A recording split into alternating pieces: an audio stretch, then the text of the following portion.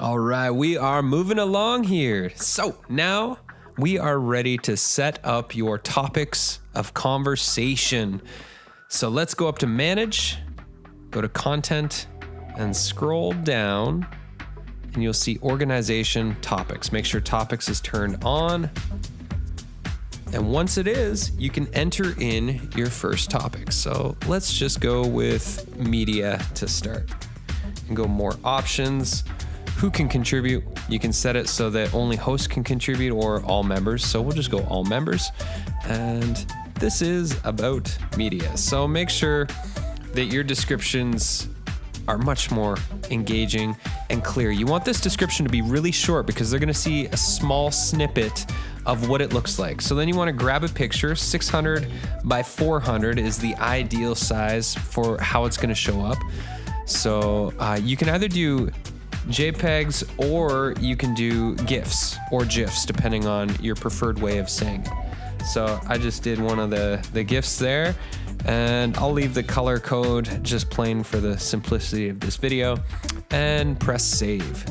So now when we're in topics, you see I have my first topic there. So I'm gonna add another, exact same thing. This time let's go with media tech and more options, description, all the tech things. And again, make sure your descriptions are one sentence that's really clear on what people are to be talking about in those particular conversations. So here we go. We've got the image that's coming up here.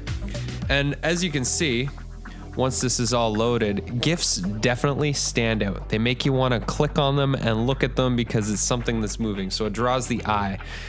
So use them creatively throughout your Mighty Network, especially on articles that you really want people to stop on. So based on the exercises you did in your party planner, you should have a good start on the topics that you're going to go with. And remember, you can always change those later. You can add more later. And every group and every course inside of your Mighty Network can have its own set of topics based on what people are in that group or course for.